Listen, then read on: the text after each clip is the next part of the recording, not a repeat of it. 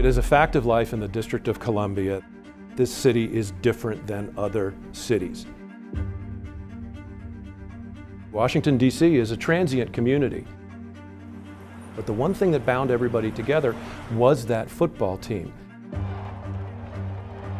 In the old days, before Dan Snyder took over the team, when the Redskins were winning, it was magic for this town. When you think about the Redskins, when you think about that logo, there's a lot of winning culture. You have Joe Theismann under center, Mark Rippon under center, Doug Williams, Art Monk, Gary Clark. You got the crowd going wild. Those are the glory years, the championships, the memories. They were the gold standard. The Washington Redskins, one of the iconic franchises of the NFL. Not anymore. This franchise has problems. Not only are they no longer good, they haven't been in decades, but now we have real issues. 25 more women, all ex-employees, detailed examples of harassment while working for the team. The name Redskin, it was used as a nickname for, a scalp bounty essentially for Native Americans. It was impossible to ignore kind of the controversy surrounding the name. The former owner, Dan Snyder, said, "I would never change the name." District of Columbia leadership said, "You got to change the name before you can come back to town." I'll be calling on the Washington Commanders to honor the history of the Blackfeet tribe and the designer of the Redskins logo, Montana's own Blackie Wetzel. We want to make sure that this logo is not retired and canceled.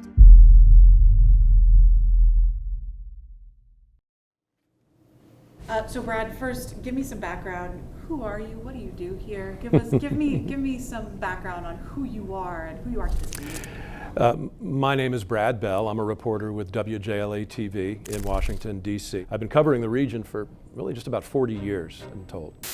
In Northwest, Brad Bell, News 7. The Redskins, as they were called back then, really was a big unifying force for the entire D.C. region. I clearly remember this team as a winning team. Its battles with the Cowboys, George Allen, the Hogs, the Redskins greats of old. These are the best fans I've ever seen right here. They had me rocking, man. Especially when they held up the, I don't even know what they said on them, but the Redskins, those yellow things, man. When they won, it was magic for this town. It was a point of civic pride. A community that really, is an odd community given it's the federal city, but it's also a place where people live, and the team was a unifying factor. I think it's a tribute to you, the fans, and we all want to say a personal thank you for the way you support us. There's no other place in America like RFK when all of you are there and everybody here supporting us. In those glory days at RFK Stadium, they talked about the sound, the feel, the shake. And when the team was winning, they could actually feel the stands shaking. People would get a rhythmic stomping going, and that was one of the things that people absolutely loved about it. When you think about the Redskins, when you think about that logo, there's a lot of positivity. There's a lot of winning culture. That's what this franchise has been lacking for decades. And for the fans, especially the older generation of the fan base, that's what they hang on to. Those are their memories. That's their childhood of remembering those days at RFK, feeling that stadium, feeling the atmosphere and the energy. Merry Christmas, baby. This is a good way to finish it. We love RFK and all these Skin fans. Members of Congress started talking about putting a stadium in Washington, D.C. back not long after the turn of the century. And there was this sense and people claiming, hey, this is the only country that does not have a stadium that could host the Olympics. So they started talking about building a stadium, and it kind of completes them all, right? You've got the Lincoln at one end, Washington, Capitol, and then RFK Stadium, which was initially built as the District of Columbia Stadium. So the stadium opened in 1961. It was what they called a cookie cutter stadium, round. It wasn't ideal for either baseball or football. And then it became too small, really, for the NFL and really for the success of the team. The owner of the team tried to negotiate something with the city, but everybody gave up, and the team decided that they needed to have a suburban location, more land for a bigger stadium. Hell, I looked at everything imaginable. I even thought of moving it to Canada to satisfy Mark Rippon. So in the mid-1990s, the Redskins played their last game there. It was a win over the Dallas Cowboys, and then they left. Last game at RFK! Best stadium in the NFL! The stadium since then has just fallen into utter disrepair. It was always, a terribly kept secret that RFK Stadium was definitely not going to rank among the very best stadiums. Last time I saw the stadium was now, it was like, dang, this is still up? You would have expected it to collapse even without a demolition, honestly. I'm Christian Flores. I'm a reporter here at WJLA, ABC 7 News. RFK is interesting because you knew what you were going to get. It's just got it there, right? It's dirty, it's rusty. You're not there for the experience, for the glitz, for the glamour. You're there to watch the games. Of course, people are going to have positive memories and attachments to RFK Stadium because that was the last time, frankly, the team was good and was worth talking about at a national landscape. They were winning Super Bowls. I think the first time I was inside that stadium, I was 4 years old. I'm John Gonzalez. I'm a news reporter with ABC 7 WJLA. I've been at the station here in Roslyn, Virginia for, more than 25 years. As a native Washingtonian, as a journalist in this city, you really always remember those memories, not only covering RFK Stadium, but going. I still remember the smells and the feels and walking into the tunnel of the stadium, and it just was like a larger-than-life experience. When D.C. United moved in, after the Redskins moved out in '96, you just knew you were going to a stadium that was not gonna give you the accommodations that you need. It was almost like an old relative. You'd go visit and you would see the escalation of age. As a person ages, you see, oh, they look older this time. They really are showing their age. RFK used to represent a thriving football franchise that just hasn't, it's been a shadow of itself in the last few decades, and that might be insulting to the idea of shadows, quite honestly. Since they moved to FedExField, and it's not even really blaming the field itself, but when was the last time this team was considered, hey, they can really make a run for the Super Bowl? I don't remember it. FedExField is universally described as one of the worst venues in professional sports. I can't stomach going in that stadium. The stadium now is just the concrete jungle. There's nothing, there's no charm, there's no juice there. It doesn't make no sense having to move out of FedExField. It's Washington Commanders. Bring them home, bring them back from Maryland. It's far cry from those days at RFK Stadium, and it's sad in a way. So tell me a little bit about the former owner, Dan Snyder. For so many years, there was a dark cloud hanging over Ashburn. Developing right now, the Washington Post dropping another bombshell report on the alleged toxic workplace culture of the Washington football team. Dan Snyder was the owner of the Washington Redskins and the Washington NFL franchise. He was a bad owner. He was not liked in this city, in these communities, in the NFL. Everybody has skeletons, and unfortunately, Dan Snyder's skeletons, some of them got out. Today's report directly implicating team owner Daniel Snyder. In the report, 25 more women, all ex-employees, detailed examples of harassment while working for the team. On the field, the results speak for itself. The headlines off the field speak for themselves. It was a circus. It was a soap opera.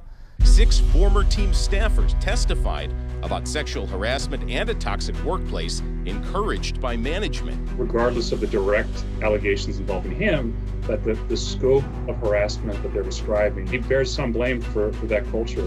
Dan Snyder used up all the goodwill that he ever had in this community. He lost his fan base, he lost the support of elected officials, season ticket holders, just about everyone. There are multiple ongoing investigations looking at how Daniel Snyder led the Commanders. The House Oversight Committee already found dozens of employees at the Commanders were harmed by a toxic work culture for more than 2 decades. The Washington football team engaged in harassment and abuse openly and without consequence. I was asked by every newspaper, what's the priority? And it's winning. It's that simple. That is the #1 priority. Many younger fans, if they are still fans at all, have only known the Dan Snyder era, and they've only known losing. I was born December 1992. The last time we won a Super Bowl was in February of 1992. I've never seen this team win. This franchise right now has a problem with trying to get the younger fan, the younger generation, to be a fan of this football team. Because for so many years, for decades, that younger fan base, they're associated with losing. Win games, please. We need it. 24 years of pain. This is it, new beginning. Let's do it.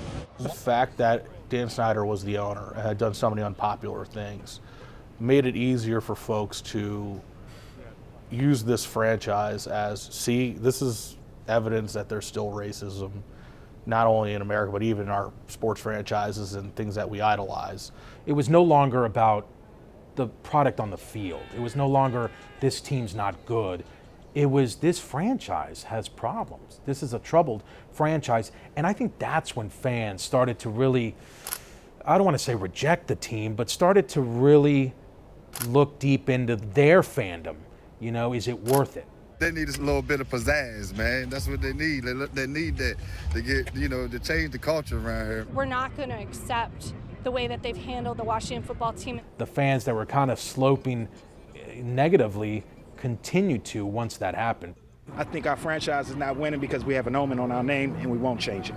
Dan Snyder dug his heels in many a time saying, I'll never change the name. I'm never going to change the name. According to team owner Dan Snyder, in an interview with USA Today, Snyder says, quote, we'll never change the name. It's that simple. Never. You can use cap.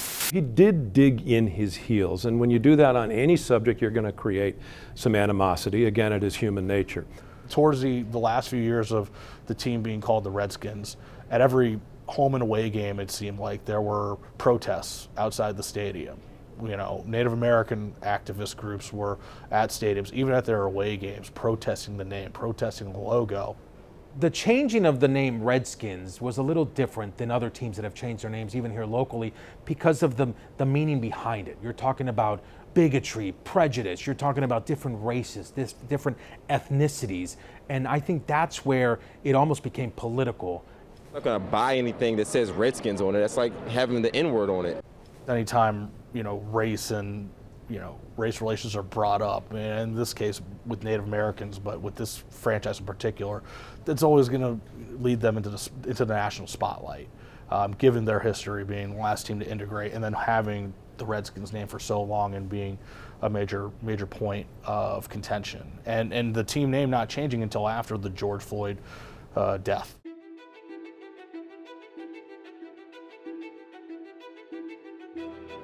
I can't breathe. Please, the name of it. I can't breathe. The social climate really changed with what happened to George Floyd. Everything that happened with George Floyd, there was sort of an awakening. There was kind of an uprising of certain situations, and the name came up. Washington has retired its logo and name from the franchise. You had a lot being thrown at Dan Snyder and this team. What we were seeing outside of football had a lot to do with him finally deciding to change the name. Oneida Nation leaders say they believe the change came on the wave of social movements discussing racial issues. Fans who were pushing for the name change felt that this was the opportunity to do it. If it's ever going to happen, this is it. Mr. Snyder was losing his sponsors. Earlier this afternoon, FedEx releasing a statement saying they requested the team in Washington to change its name. When the chairman of FedEx said, I'm done with this team, that was a tremendous pressure. Nike has its own steps possibly protesting the name of the Redskins. We looked on the Nike website tonight, and lo and behold, when you search Redskins, it is simply not there. He felt like that was his way out, to finally say, all right, Uncle, I'm going to change the name. Let's change the culture. It's one thing to say, I'm just going to wait for the next mayor, or I'm going to wait for Congress to flip, but money really talks.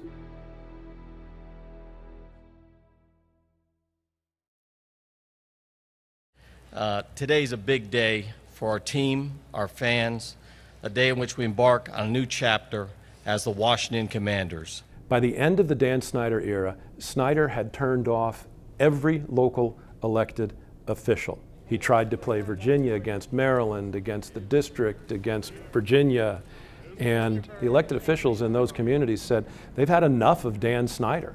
They wouldn't deal with him. Have you been a Washington fan? Yeah, long time. Long time. Yeah, they probably need to get rid of Snyder and then they could probably do something better. So, yeah.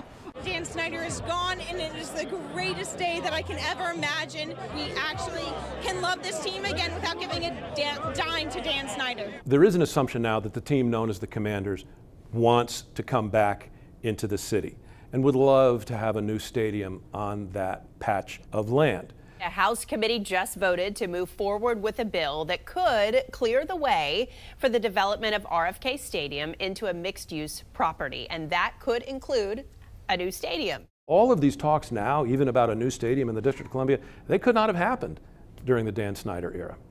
Now that they changed the name away from the old name to the Commanders, the city leaders are willing to work with the new owners of the team, and they would like to have the football team come back into town. To get a new stadium there, they need congressional permission because it is national parks land. So there is a bill that got through the House of Representatives that goes ahead and transfers that land on a 99-year lease over to the entity that they can use to build a stadium for the football team. The D.C. Robert F. Kennedy Memorial Stadium Campus Revitalization Act. This bill transfers the administration over the RFK Memorial Stadium campus from the Park Service to the District of Columbia for 99 years. The purpose of this transfer is for the development of a new stadium as well as other commercial and residential development. But in Congress, individual senators have tremendous power to hold things up. Today is about righting a wrong. There is this one senator from Montana who has now said, I'm not going to support this unless the team in some way honors its old name, its old logo, and the Blackfeet Indian Nation. Senator Stephen Daines of Montana says he intends to block the legislation unless the NFL and the team restore the original moniker and somehow honor the Blackfeet tribe from Montana. Until I see meaningful actions, I cannot support this legislation. Welcome to Washington, D.C.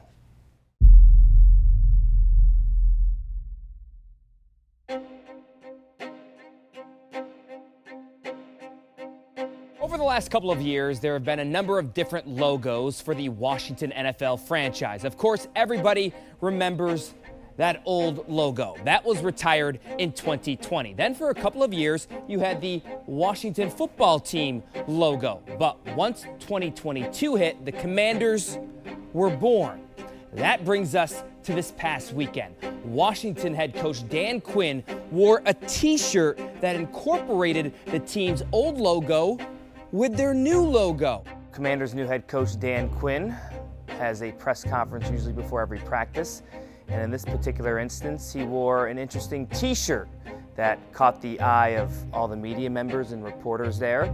The t-shirt had the new logo, which is the W, with a mixture of the old logo of the Washington Redskins with the feathers. You almost had to do a double take.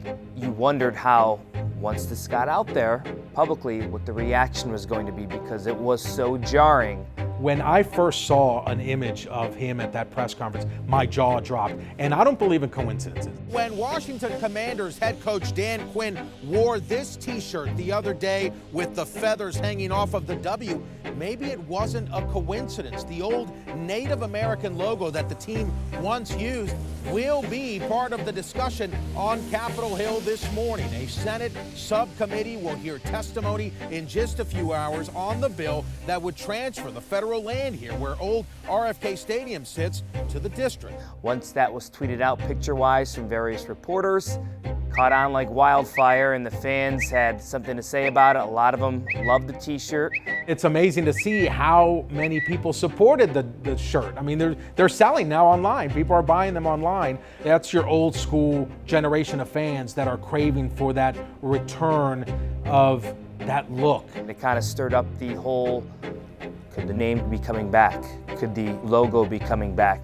Taking this job, I was excited to bridge, the past and the present. And what a cool, privilege that is to do. And I also recognized there's a lot of layers to that. So it was a great lesson for me. It's just hard to believe that there was no connection. It happened the same week. The coach wearing the W logo with the feather, literally days before Senator Steve Daines decides, hey, we're going to block this legislation, this transfer of land, unless the team agrees to bring back that proud Native American heritage somehow to this team. The failure to properly honor the pride and the history embodied by this iconic logo must be made right by both the team's new ownership and the NFL. No name change ever. No, Redskins. It's overblowing the whole thing. It fits the team. That's the name for the team, the Washington Redskins. And it's tradition. It's where we grew up. It's how we know the team. It's not offensive. It's traditional. It's an honor to bear an Indian heritage name. I'd like to focus on an important issue that's before us here today. The Senate and the Congress are all about making deals, give and take. My goal is for the Washington Commanders to honor the pride, the history, and the heritage of the Blackfeet tribe, who are my constituents in Montana, for the tribe's contributions to the team's legacy. In the district, it's different because you have Congress. You don't just have 5 cooks in the kitchen, you got hundreds of cooks in the kitchen from all different constituencies, and they've got to try to come up with some sort of consensus. That's different than any other city. I co-chair the National Parks Committee, and that has jurisdiction over this decision about a long-term lease for the new stadium. But I'm using that leverage to represent and fight on behalf of the Blackfeet tribe of Montana. Blackie Wetzel was a member of the Blackfeet Nation in Montana and served his people and the country in many roles throughout his life. I'm Ryan Wetzel. I'm the grandson of Walter Blackie Wetzel. I learned of the story when I was young. My grandfather, I'd spend a lot of time with the guy, and we would always have Redskins things going on, games on TV, and we were always so proud of the team simply because of grandfather's connection with that logo. My grandfather, during the time when he was working on Capitol Hill, had developed a relationship with Presidents John F. Kennedy, Senator Robert F. Kennedy. He was friends with Lyndon Johnson, our president. He had developed some strong relationships with some very powerful, prominent figures in our American history. And being in D.C., living in D.C., raising his family in D.C., he had a lot of connections.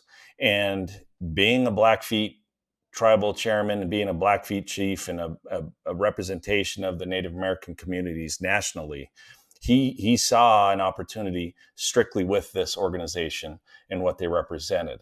And that's why it became the Washington Redskins as his point of bringing this logo to the forefront.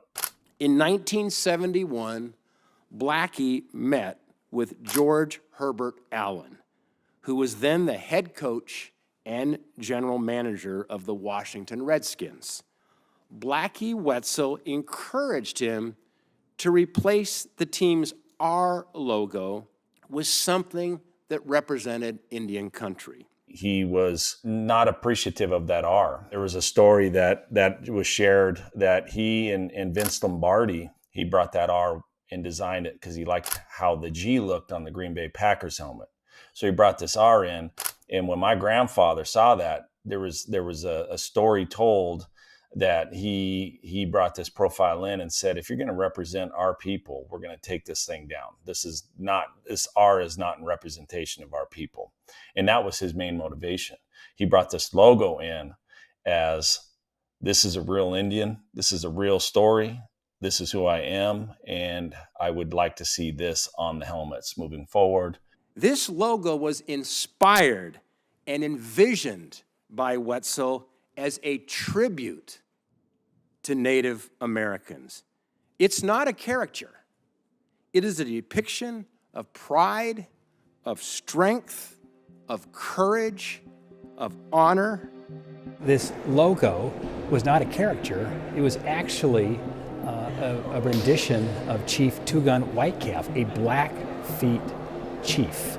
When Danes called me that night before and told me that, he was gonna block this bill until the NFL and the Commanders make it right with the Wetzel family in Blackfeet Nation, it hit me. And it made me realize that the efforts that have been put forth with my father, Don Wetzel, the efforts that I've been putting forward with everything since my dad's passing is now being heard. And it was an emotional experience, to be honest with you, because at the end of the day, we had someone that had the leverage to help put the light on the subject that is so important to a family from Montana. It was such an honor, and I'll be forever grateful for Senator Daines and his family and his advisors at Capitol Hill for making sure that Blackie Wetzel's heard, the Blackfeet Nation's heard, and his constituents in Montana overall. It's a wonderful thing. The local Washington D.C. TV station would blur the image on that helmet when they showed some old footage of old Redskins games. It's absurd to think that they blurred the image out on old footage as if it were adult and graphic content. Regardless if you think it's right or wrong, if the logo was offensive, that's another argument. But it's these fans that grew up with this look, with this image of this team, and it's hard to let that go sometimes. We refer to ourselves as the red people. It wasn't anything derogatory. In the old terms it was, but things change over time, and so you have white societies, black societies, yellow societies, well then the Native Americans are the Red Society. I'm not calling for the return of the former team name, which has become increasingly controversial, especially in Indian country. But the logo itself remains a point of pride for many in Indian country. I read the entirety of Senator Daines' statement, and what he's asking for is really just a nod. He's not demanding that the team readopt the old logo. He's demanding that they talk, they get together, and in some way pay homage to people he's describing as his constituents. When you started to hear the rumblings of Senator Daines saying that he was going to block this legislation, the transfer of the federal land to the city, you almost couldn't help but think, well, why are we here? Why did we even go the route of changing the name if it sounds like the people who originally had a problem with it really didn't? It wasn't a problem of the logo so much or the name. These logos are a point of pride for all Native nations. You'll have the complaints in the smaller groups in non-Native and Native communities, but they got to understand that this is something that we got to be honorable about. And these are our stories. These are our tribes. These are our people. I appreciate history. Some of it ugly, some of it beautiful, but we need to learn from it. I'm heartbroken right now because, I've been with this team since 1962. My first love for the Redskins was watching Sonny Jurgensen playing, the Hogs.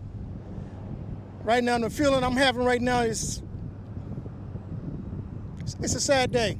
Recent surveys have been done, and most fans do not like Commanders. Most fans don't like this new look. What's the real name? I don't know. The Commanders. Commanders. Oh. Oh, you didn't want that one. Oh. Commanders seems a little bit like forced, and it looks a little bit like just made up out of nowhere. So I don't love it, but I'm trying to be open-minded and get used to it. Everything since the name change, the logo change, the Washington football team to the Washington Commanders, it's been mixed with a lot of off-the-field issues to a lot of losing seasons and 0 Super Bowls. Once that name changed, that changed everything. I feel that fans felt betrayed.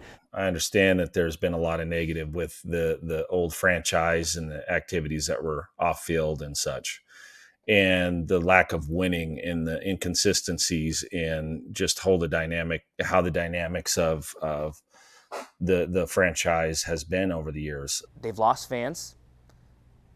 Right now, their fan base, I think, is skewed older. They got to somehow get younger.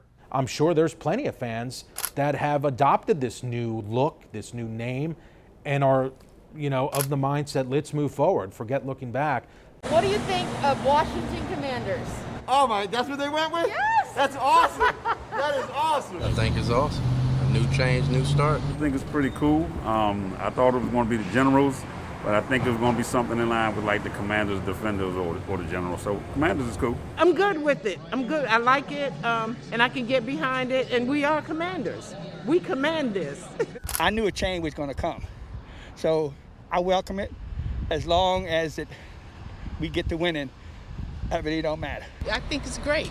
I mean, we had a long run with Dan, but sometimes a change needs to take place, and now is the time. So, go Commanders. They're still my team, no matter what name they have. The younger generation needs to appreciate that this storyline is connected to someone that actually is a person, and that with the backing of the Wetzel family, that we are here standing firm, wanting to educate the younger generation on the beauty of the franchise in its winning years. It was all right. I guess they could have found something maybe a little better, but, it is what it is. You're not going to please everybody, but you can also explain your perspective and the reasons why you stand firm in something. And if you have that in the back of your mind, you'll always be able to have a conversation. I think that RFK, to many fans, has faded into memory. People of a certain age, I mean, they haven't played there since the mid-90s. It's just a relic of the past. There's 100 layers of irony wrapped around this, because really the old team name and logo was the reason that was holding up this team from moving to Washington, D.C. to RFK Stadium in the first place, because it's federally owned land, and you had enough politicians who were very against the old team name and logo. It's amazing how that logo, which was shot down by corporations in the NFL saying it's insulting, Native Americans aren't happy with it, got to get rid of it. But now, full circle moment, you have a senator from Montana that's trying to protect a tribe in his region. They want some validation, some sort of credit, some sort of honoring of the logo in the new stadium to get this through. There's a lot of pride in that logo. This is what we want to make sure it's restored and honored and not completely removed. The new look of the team is understandable, but there's stories that are connected to these logos. We have to educate and tell the story of this logo and who is behind it.